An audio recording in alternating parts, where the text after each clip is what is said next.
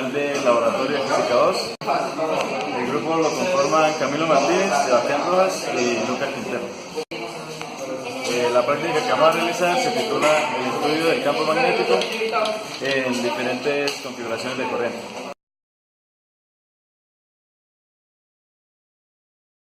El objetivo general y principal de la práctica es estudiar el campo magnético producido por diferentes configuraciones de corriente.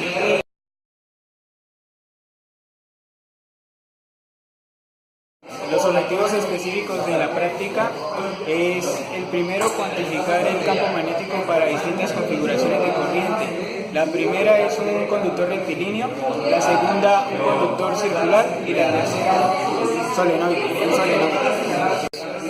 Se estudiará también la relación entre la corriente y el campo magnético de las diferentes configuraciones de corriente para determinar la permeabilidad del vacío. Y se comprobará experimentalmente la ley de Biot-Savart.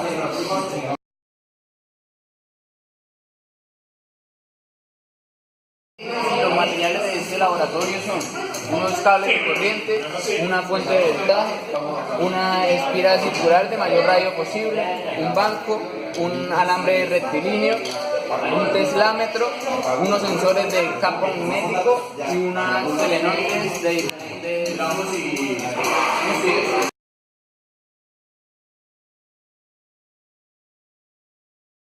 Consiste en medir el campo magnético generado por este conductor rectilíneo. Para la primera fase del experimento vamos a poner la punta del sensor a una distancia constante del conductor rectilíneo. Esta distancia debe ser despreciable comparada con la longitud del alambre que vamos a medir. A continuación vamos a medir el campo magnético en este punto. Para eso requerimos poner el teslámetro, que es este aparato, de modo tangencial. A continuación vamos a analizar el conductor rectilíneo. Después vamos a variar las corrientes y vamos a medir el campo magnético generado en cada una de esas corrientes. Habiendo realizado la fase anterior, ahora vamos a variar la distancia entre la punta del sensor y el conductor rectilíneo. Primero vamos a variar la distancia en grandes cantidades y a medida que nos vayamos acercando vamos a tomar medidas más cercanas.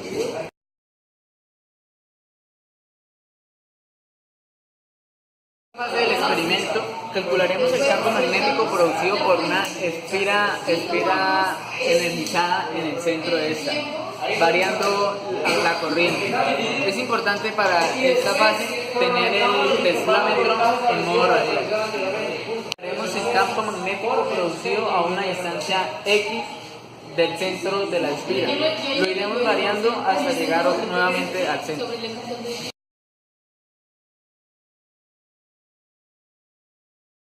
De la práctica, este proyecto de investigación, vamos a medir el campo magnético producido, en un solenoide, en el centro de un solenoide. Para eso vamos a ubicar el sensor dentro del solenoide, la punta del sensor dentro del solenoide, en toda la mitad de este.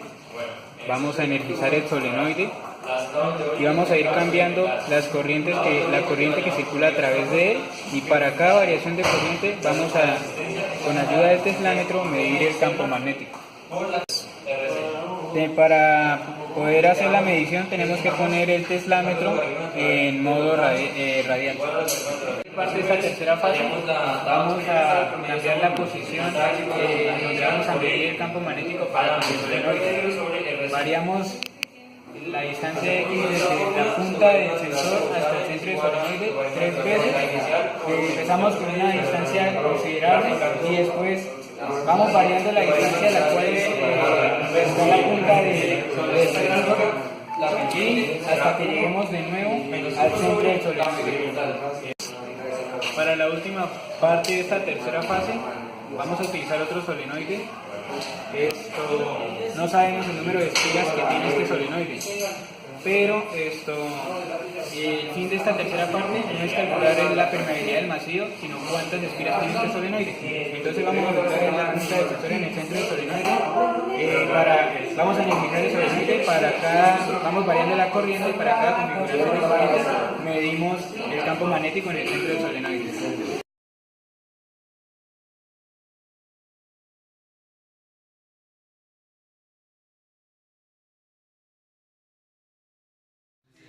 Para la recopilación de datos o para saber qué hacer con los datos recopilados están estas tablas. En estas tablas recopilamos los datos. En la primera fase, que es el conductor rectilíneo, como vamos a tomar datos de corriente y de campo magnético, entonces vamos a hacer una gráfica campo versus corriente, de la cual vamos a determinar la pendiente y con ayuda del cálculo de esa pendiente podemos hallar la μ0 o la permeabilidad magnética del vacío experimental. Y se va a calcular el error entre esta μ0 experimental y esta μ0 teórica, que es la que estableció los estudios de Biot-Savart. Primera fase, lo que estamos haciendo es variar la distancia x para comprobar la ley de Biot-Savart establecidas en estas fórmulas. Entonces, esta es la fórmula general para un conductor rectilíneo, y vamos a ver que conforme x se va haciendo despreciable, y conforme x se va haciendo algo despreciable, o sea, comparado con L, entonces vamos a llegar a esta fórmula. Y esa es la segunda parte de la primera fase. ¿Ya?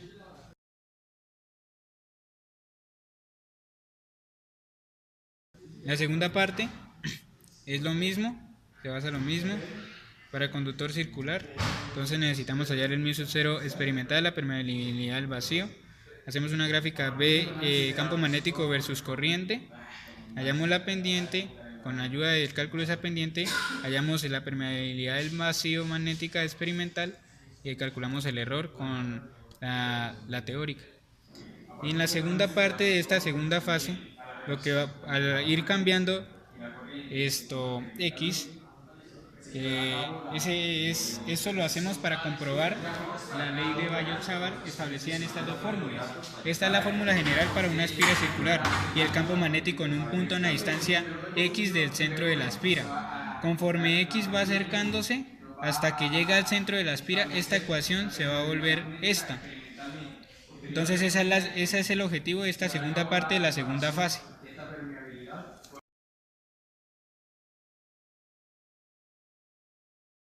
Fase final, que es el solenoide, también vamos a hacer una gráfica B versus I, calculamos la pendiente, con esa pendiente del μ0 experimental hacemos cálculo de error comparándolo con el μ0 teórico. En la segunda parte de esta tercera fase, lo que vamos a hacer es comprobar la ley de Biot-Savart. Entonces vamos a comprobar la validez de estas dos fórmulas, la 7 y la 8, y como cuando el punto del sensor se va acercando al centro del solenoide, la ecuación 7 se vuelve la ecuación 8, y así comprobamos la ley de Biot-Savart, tal como lo hicimos en las anteriores fases.